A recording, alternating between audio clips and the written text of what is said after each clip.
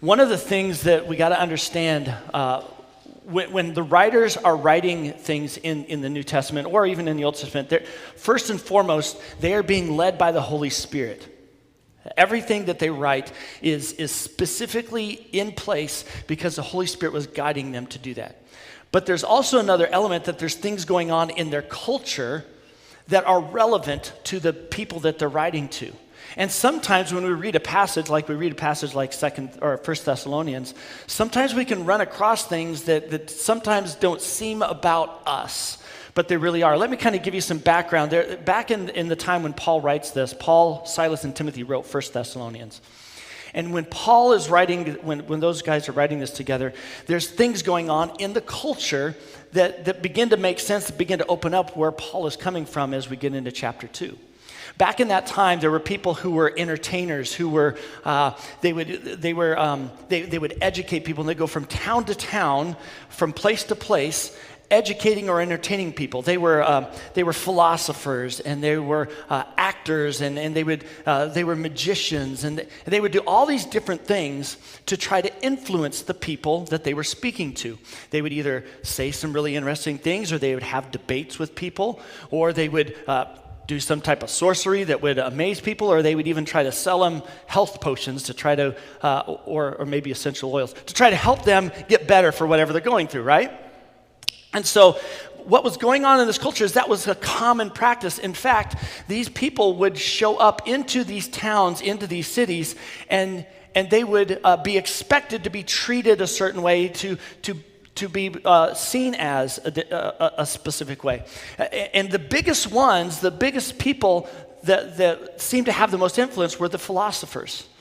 These individuals who would come into these locations like Thessalonica and start teaching philosophy. Philosophy is just basically the study of knowledge, of reality, the study of knowledge, reality, and existence. They would try to explain why we exist, who we are, why we do what we do, all those kind of things. The purpose was that they knew that knowledge was power for them. The more you knew, the more you were trusted and entrusted, and you could hold positions of power and authority over people, even people in the government. And so many of the philosophers would travel around, people like Socrates and Plato and Aristotle, Philo of Alexandria, Cicero, and Epictetus. Each of these guys would go around, and the last two were kind of common around Paul's time. They would go from town to town. They would show up in these locations and begin to share their information. The goal of what they were doing was to try to get people to come onto their side. They weren't necessarily concerned about truth. This is important. They weren't worried about truth. They were worried about their position.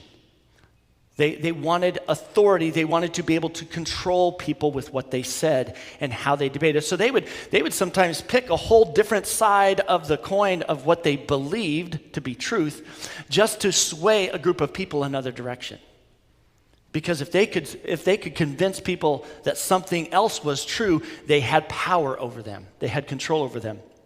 And so they would go into these towns, and they would try to educate people. They would mock their opponents. They would oftentimes, the real goal was to kind of sponge off the rich to make money. And then they would always have this kind of side little thing where they would enjoy in the pleasures of the people who are naive enough to follow them. So these people really weren't that nice of people. They would show up, and they were very entitled in what they thought how they should be treated. Everything revolved around them. They would show up into a town, into a city, and they expected the town to roll out the red carpet for them. They would show up, and they would have an entourage that would show up before them and kind of proclaim that they're coming. And then while they're there, this entourage would kind of protect them from, the common people. And as they were going through town, if they wanted to, wherever they wanted to stay, they stayed in the best place. They had the best food. If they wanted to go shopping, the marketplace was cleared so that they could go do their own thing and not be bothered by people. Their goal was to fulfill their greed and their own personal desires. They did not care about the people that they were connecting with. If you saw the old time movie, the old musical, The Music Man, think of a perverted, rich Professor Harold Hill. Just going from town to town, getting the people to buy whatever they're selling. And this is the backdrop. So Thessalonica, by the time of Paul, had become a major hub for distributing all kinds of things throughout the known world of that time.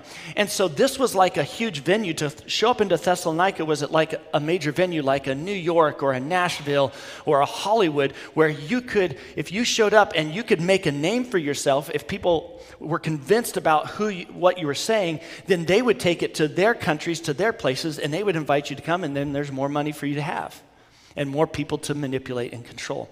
Many of these philosophers were rich people they grew up in rich families in which their families were able to send them to special tutors that would teach them how to do this.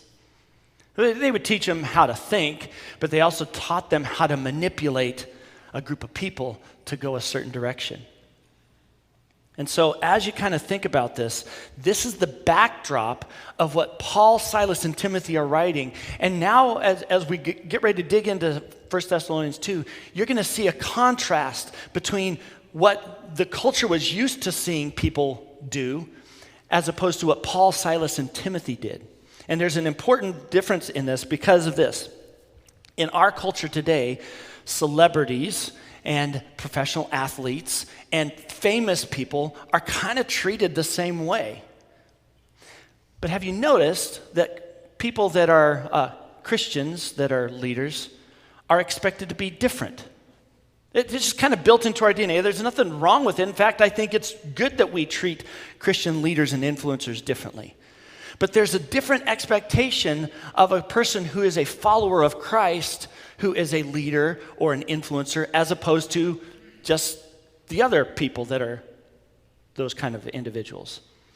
Think about this. Why do we expect Christian leaders to be treated different than other types of leaders and influencers? It's because there's an expectation that something has changed in them. What usually sets a Christian leader apart from other kind of leaders, or an influencer, Christian influencer, apart from anyone else, is this. Christian leaders are expected to be selfless, while other leaders are treated like they're entitled. And it's simply, that's just what it is. That is the challenge. And I think that's a good thing. And where this comes from is really what Paul is distinguishing in 1 Thessalonians chapter 2. Think about this for you personally. Are you more motivated? This whole book, we've been talking about things that motivate us in life. Are you more motivated by an entitled leader or a servant leader or a selfless leader? Obviously, we are much more motivated to be like, or to want to be like, somebody who shows servanthood, selflessness.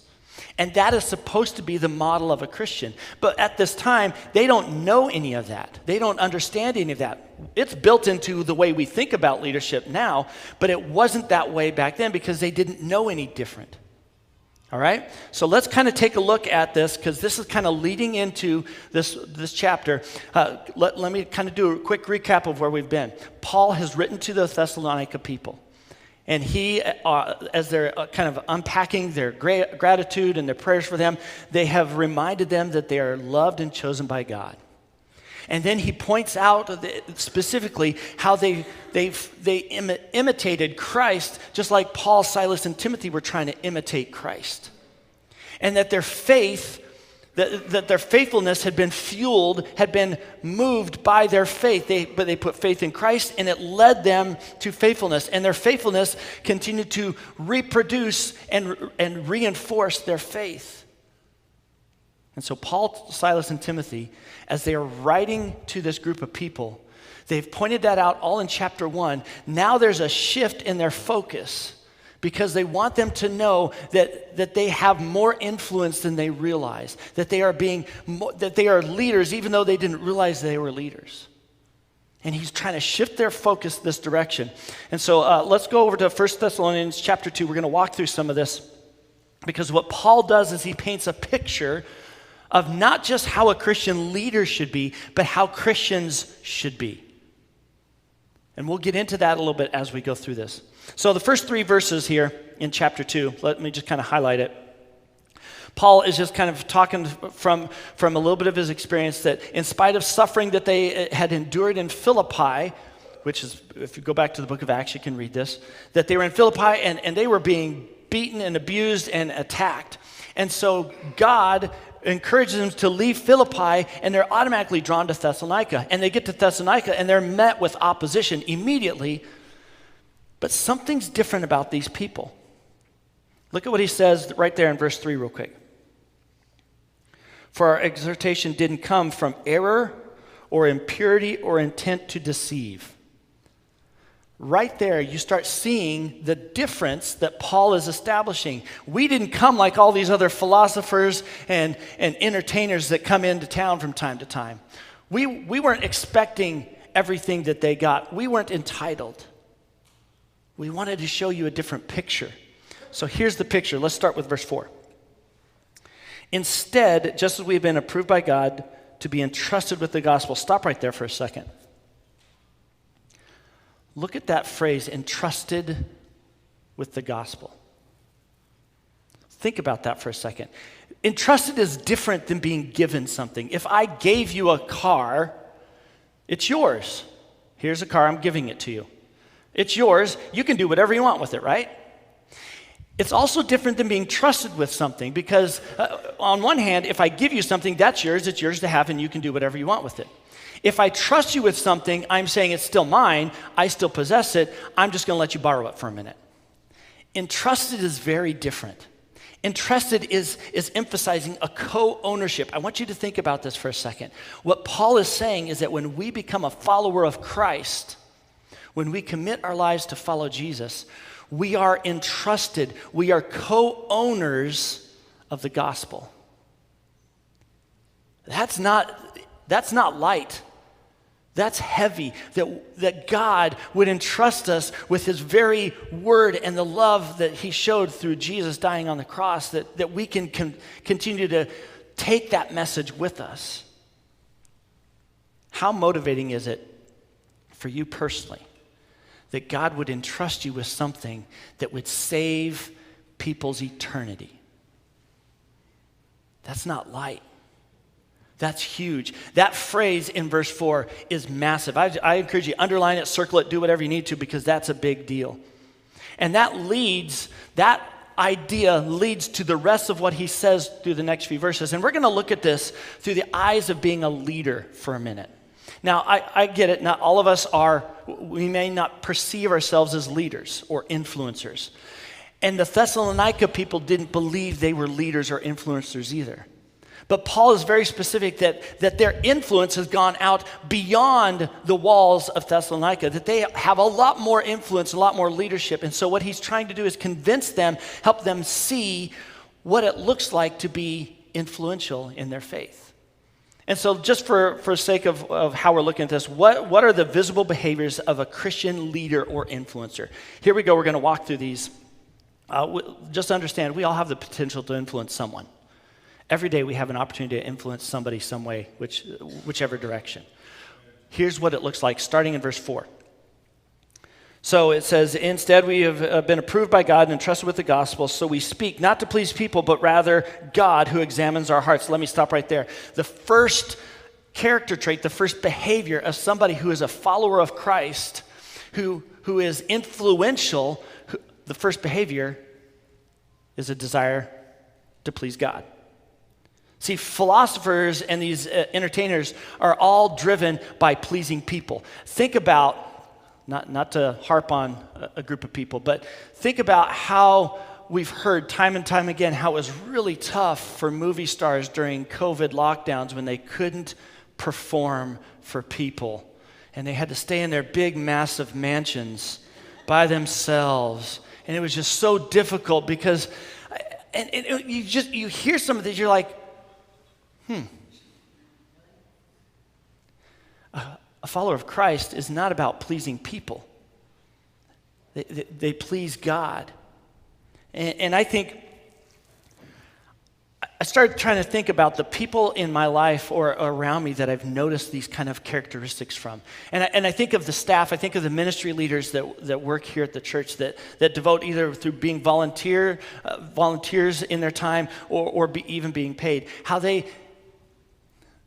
we don't do what we do to make everyone happy. We try to do some things and we try to appeal to people, but ultimately what I've seen time and time again is the majority of the time what we're really trying to do is we're just trying to please God with whatever we know how to do, and we're limited in our abilities and we're limited in our perspective, but ultimately we're just trying to please God, and hopefully you like it, and hopefully you jump in, and hopefully you get involved, but ultimately I think the majority of our staff and the majority of the people that lead, and I can't think of anyone leading in a ministry, we got people who are serving and taking care of kids, not because they just love kids. They love kids, that's part of it, but they are fueled by God to do this.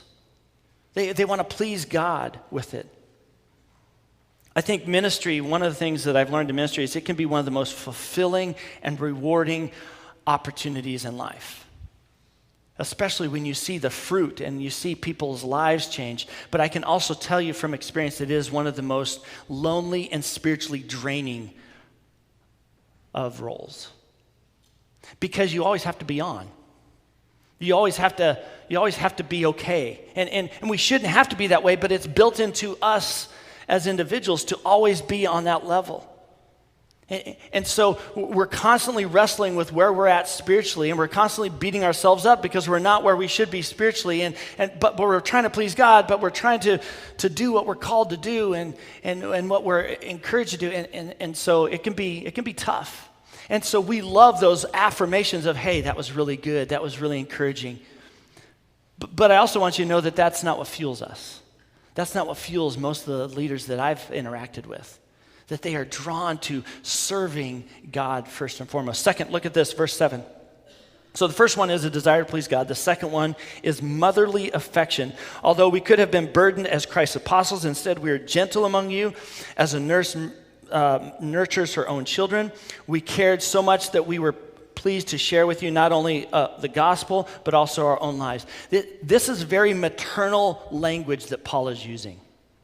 It's very maternal and it's very intentional, because that motherly affection is very important for us to grasp as Christians. We need to, whether we're a man or a woman, we need to possess some of these characteristics or pursue these type of behaviors in our everyday lives. In fact, clearer wording would be like this: like a nursing mother taking care of her children, we shared ourselves with you. There's a clear, he says there was a clear desire to care for the needs of the people. Look at the words that he uses. He uses the word gentle. In the Greek, it's epios, meaning meek and gentle.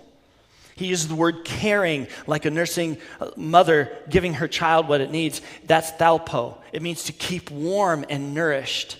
He uses the word sharing or giving or affectionate. That's the metadomai, which means to instruct or impart. Okay, I'm going to pick on somebody for a minute, but Roro shows that to me all the time. She goes out of her way to help people when they show up and they need something. She shows a care for them, a love for them, a concern for them. She tries to help people wherever they're at. And if people call in, except for the robocalls, if people call in, she wants them to know who Jesus is. And she doesn't broadcast it, but she invites them to be a part of the church or part of the family, and she says, how can we help you? I see this time and time again. Oftentimes, she's doing things behind the scenes. Maybe somebody couldn't do something, she jumps in and does it. It's that motherly affection that she has for the people of the church that is displaying the gospel in an incredible way. Look at the next one, verse 9 and 10. For you remember our labor and hardship, brothers and sisters, working day and night so that we would not be a burden to any of you. We preach God's gospel to you. The third one is sincere labor. Sincere labor, hard work. Look at what they did. They worked hard and they proclaimed the gospel. It's one thing to be a hard worker. That's great. But a Christian is not limited by their hard work. In fact, that is just one aspect. There also is a proclamation of the gospel in how they act and how they treat people and also what they talk about. If you've ever worked with a group of people, if you've ever had like a hard job and you're working with a group of people and you're spending time with them, you know what happens. There's eventually going to be some kind of conversation about religion or about what we believe and why we believe it. Almost every time there's some opportunity for us to share the gospel with the people around us. I had a time when I wasn't doing ministry. I drove a tow truck, and I have lots of stories from it. But I worked because I was the new guy on the team. Whenever it was my day to work, I was what was called third out, which basically meant even though I logged off at 6 or 7 at night, I was still on call. There were 2 guys that worked at night, and their job was to take all the calls during the night. But if they got busy at a call, I got a phone call. Sometimes at 1, 2, 3 in the morning, I'd get a phone call, and I'd have to go take care of whatever needed to be done.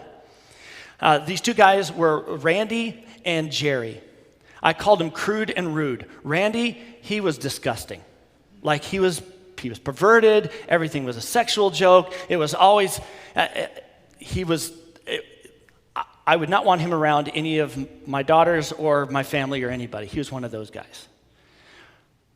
Jerry, on the other hand, he was just rude. He was a jerk. He did not like people. He very rarely smiled. He didn't hardly laugh. Every once in a while, it was like my challenge to try and make him laugh. But he did not want anything to do with people. Everyone was a bother. And so I'd work with these guys, and it would be around close to my time to get off, around 5-10 minutes before I'm supposed to clock off. And typically, most of the other tow truck drivers, they would just kind of ignore any calls that would come in. But I was on, and I was still working, and I still had 5 minutes left. And if a call came in, I would go and jump and do it. And it might take me extra time, and I wouldn't get paid for that extra time because I took the job. But I would go, and sometimes I'd be on an extra hour or 2 on a call after I was supposed to clock out. And one of those times I did that, I was driving home, and they were Randy and Jerry were at this gas station. They said, "Hey, you want to stop by and just say hi?" So I pulled in, and we just started chatting. And they said, "Matt, why do you always take that extra job? You know you're not getting paid. I mean, it's stupid. We can do it. None of the other guys do it. Why do you do that?" And I don't remember how exactly I worded it. But I remember walking away from this going, I don't think I worded that well, or I think I might have pushed him away. But I said something along the lines of, I have a relationship with Jesus, and he gave everything for me, so I think I should do that in my job. And I didn't think it. They were like, oh, whatever, Jesus stuff, huh? And it just kind of moved on, right? And a couple months later, it's my last day. I'm getting ready to go to a new job. I'm going into youth ministry. And I remember getting a call 10 minutes before I'm supposed to get off work. And of course, I go to take it, and Randy's on there like, "You don't need to take that, we got it." I'm like, "No, hey, if you guys can keep me in all night and I don't have to get up in the middle of the night, I'll take this one. I don't mind, I'm good." So I go and take the job, and it's another hour or so, and I'm driving home, and they're both on a call, and I get ready to turn off on my road, off the freeway, and Jerry, the rude guy, gets on. He goes, "Hey, Matt, are you done with that call?" I'm like, yeah, I'm done. "This is your last night?" "Yep, it's my last night, Jerry." "Thank you." If you've ever seen a grown man in a tow truck bawling for no reason, that was me. Because I had realized that I had started making an impact. A guy who I'd never heard him thank anybody before, was grateful. And I hope that they understood the gospel. I hope they got a picture of it. But that's the picture that I see time and time again from our deacons. That they will go out of their way for people. When we got here, one of the first things that happened at our house is a tree fell. And I'm trying to figure out what to do. It's in the middle of our driveway. We can't get in, can't get out. And I called Ricky. And within 30 minutes, he had a team over there that cut up the tree, moved it out of the way, and we were able to get going and go where we need to. I see this with Coach when every Wednesday when he shows up to grab a van and goes and picks up kids and from all over Dumas and brings them here, sometimes making multiple trips, and then takes them home at night. I see this in each of our guys. I've seen this with Stanley who shows up when somebody needs to move and just needs somebody to help, needs a helping hand. I've seen it in Davis as he works with the kids, the 5th and 6th graders. I see it in Mackie when he sees an opportunity, something broken or messed up here, or somebody has something at home that they need fixed. He is ready to walk away from work as much as he can and help whatever way he can do that. I see this in guys like Joe, who's got his sidekick Wayne, and they show up to make weird structures in the lobby, whether it's a tiki hut for VBS or a old school broken down shack for Easter.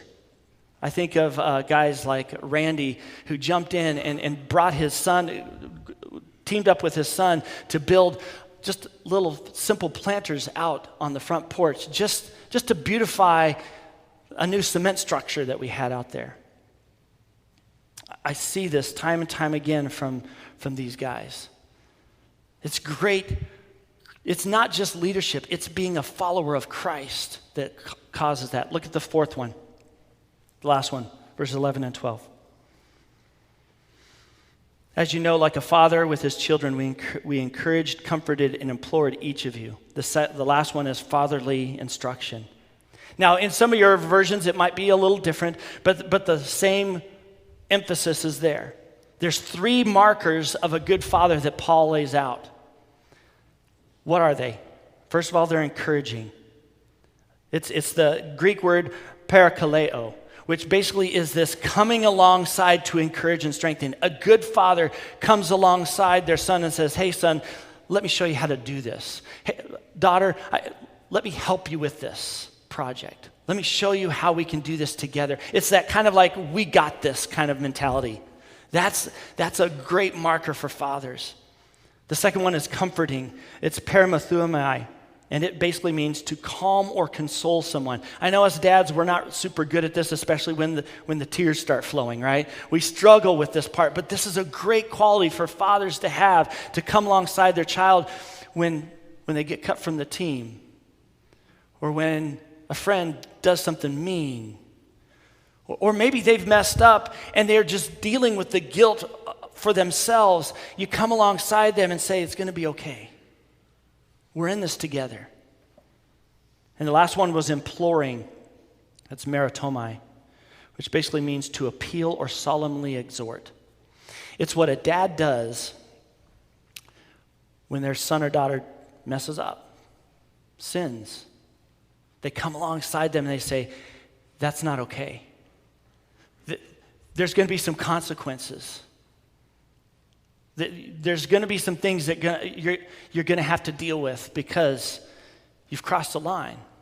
And I don't want you ever to do it again. You shouldn't have done that. Those are the pictures of a good father. Do you see what Paul is doing here? He's taking real life, and he's taking the things that draw all of us, that cause all of us to want to be a part of something, to be a part of a family, and he's saying, you know those aspects of a good mom, a good dad? That's what a Christian should be and strive to be. I've seen this in the elders. I've seen this element, being able to be one of the elders and a part of that team. None of us are above anyone else. But there are times when we have to encourage each other or comfort each other. Or sometimes we have to, I've had TK and Brent and different ones come in and say, hey, you know what, you got to kind of watch this. You're getting a little close here. I'm exhorting you to change direction or change the way you're dealing with this situation. And look at the last part of verse 12. The goal, the purpose of being this type of follower of Christ is this: to live worthy of God who calls you into his kingdom and glory. We're not going to get into that part of it because Paul's going to unpack that a little bit more in chapters 3 and 4. But that is the ultimate goal of a follower of Christ, who then becomes an influencer in their community and sometimes is called to be a leader in other areas of their lives. Who has been an example to you of a life worthy of what God has done for them through the gospel? This one is a little bit more personal to me. I have my grandma and grandpa, 90-some years old. My grandma passed away this week. And it was time. And I don't mean to be flippant about it, but it was like, finally. I mean, she's just home with Jesus. That's what she's been wanting for the last 5 years of her life. And And so she passed away on Wednesday, and I was thinking about her. They were married for 70 years, 70 plus years. They served as camp directors. They ran a camp in the middle of nowhere in Nebraska, in Redington, Nebraska, called Camp Rock, where they served kids. And there has not been a town or a place that I've been to where I have not met somebody who knew Don and Jane Knotts. I went to that camp. I heard about all that. But here's the thing about them. Even as my grandma got advanced in age, and I think there's a picture of her up here. Even as, this was about 4 years ago, one of the last times we all got to see them together. She got to a point where she couldn't remember, she got dementia, and she couldn't remember how old she was, but there was not a moment, not a day went by that she didn't pray for me and my family.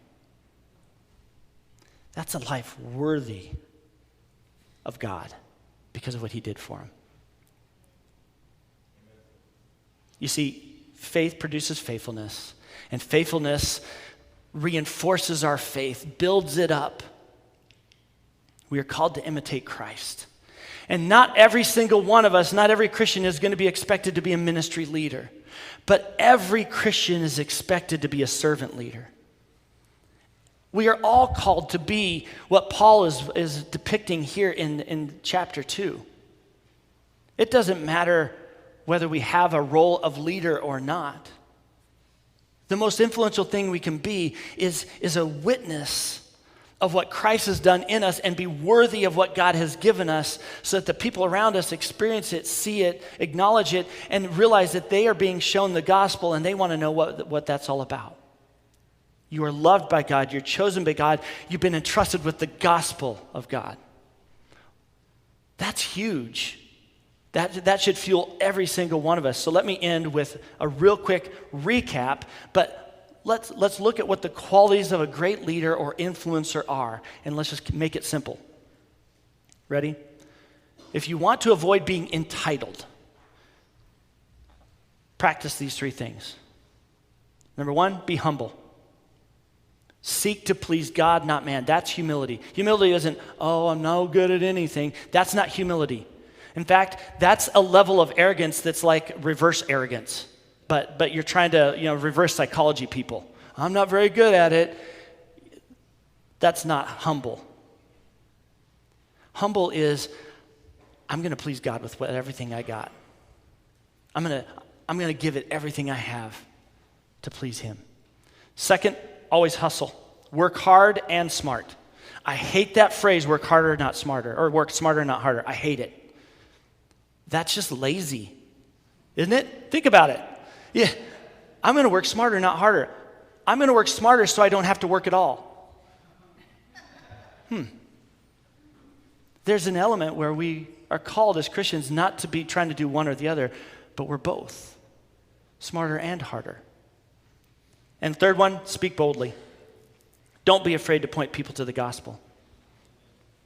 Every week I've tried to wrap up with an opportunity for you to dig a little bit deeper in your own personal life. And maybe you've jumped on with us on the YouVersion Bible app and you're doing one of the study through Thessalonians that we're doing together. Or maybe this has been helpful, but these deeper cut observations, I challenge you to do this week.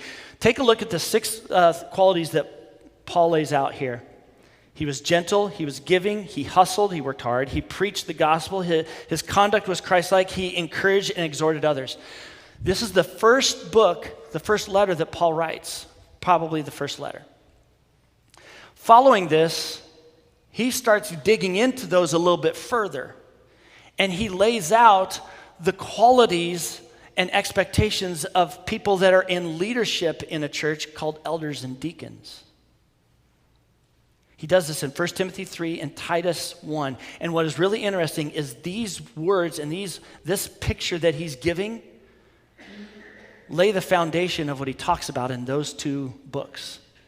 I'd encourage you to go take a look at that and see what the connection is there and how he does that. But as we wrap up this morning, I just want to encourage you again.